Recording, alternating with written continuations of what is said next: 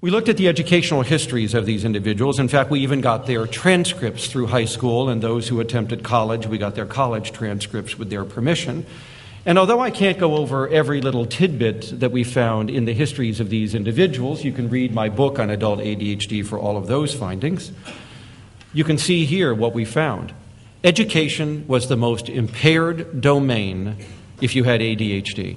And although ADHD is going to interfere with other major life activities, this is the big one.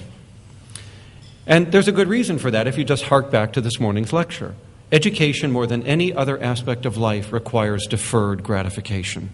And deferred gratification is what ADHD can destroy.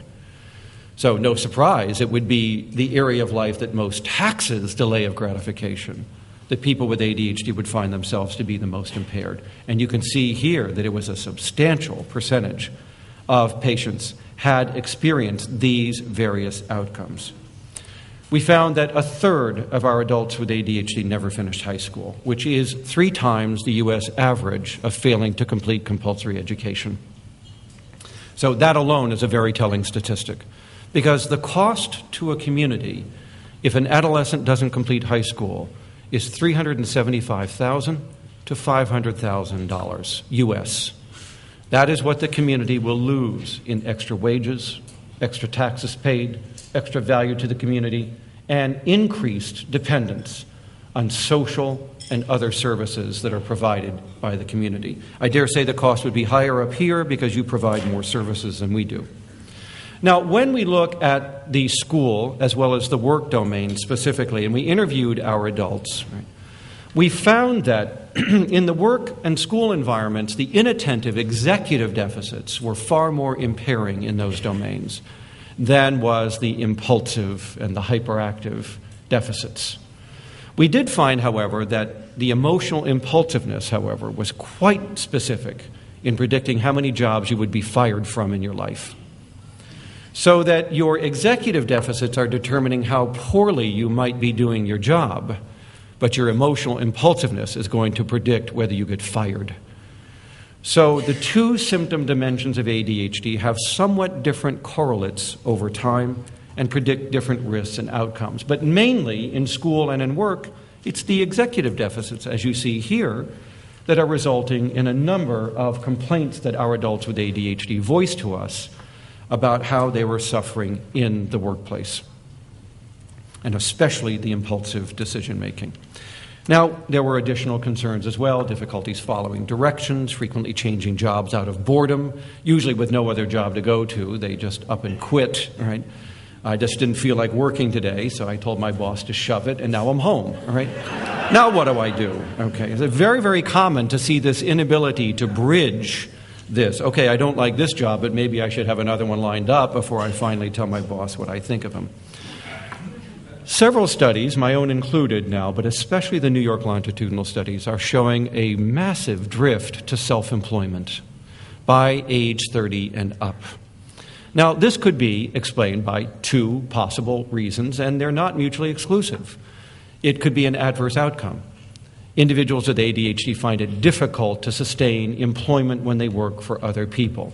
So what's left? They self-select into self-employment. On the other hand, it may be that self-employment is a positive niche because you can be your own boss. You can set your own schedule. You can work during your peak levels of attention and arousal. We know that adult ADHD delays the normal diurnal rhythm by about 3 to 4 hours. So adults with ADHD are more likely to report afternoon and night times as their most productive time.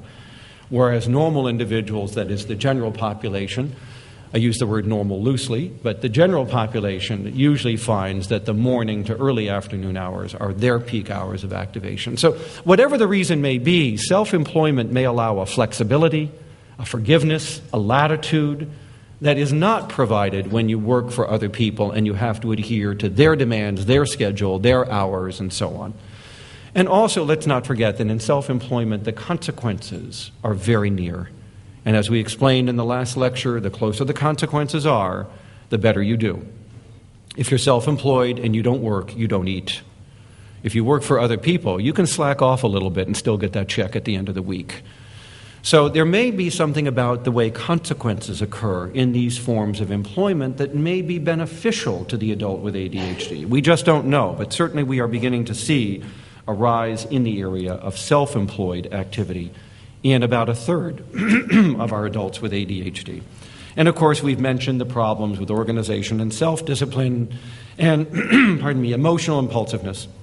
But now research in Europe and here has begun to put specific consequences or costs on adult ADHD in the workplace. For instance, in Mannheim, Germany at the university, a study was just done that shows that if you have adult ADHD, you are less likely to be productive in the workplace about 22 days a year more than other people. You can put a cost on that. That actually produces a detrimental effect on the workplace and your employer. Our adults with ADHD were interviewed about problems they might be having in the workplace, and you can see what we found here. Adults with ADHD complain much more across most of these areas of workplace difficulties than did adults in either of our control groups. Particularly, look at the one about quitting a job out of boredom. I just don't care for this job anymore. It's not very interesting. I'm out the door. 2 to 2.5 times more likelihood of changing jobs and changing more jobs. That was a percentage, not a frequency measure. The frequency measure is even greater.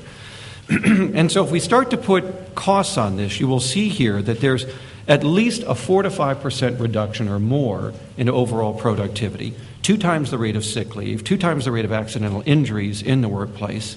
And the cost to the employer per year is going to be about $4,000 to $5,000 of decreased productivity in the workplace. You add that up, that gets to be a lot of money. That is billions of dollars. So no surprise, we are now seeing in the U.S. that large employers are beginning to take adult ADHD more seriously in trying to identify it, and some of them are trying to get help for these employees. Others are simply trying to identify what the risks are. You may not be aware of it, but the U.S. Army screened everybody who enlisted for the first 6 months of 2008 for adult ADHD. The reason? Because they believe that it has a negative effect on technical school training.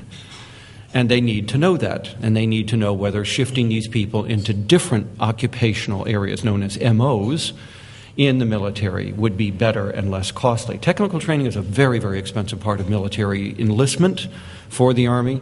And they are now looking at the impact of adult ADHD on this aspect of training. This is all simply to indicate that big employers are beginning to see the writing on the wall and start to take adult ADHD more seriously. So the 2 areas that we found to be most impaired in our adults were school, followed by work.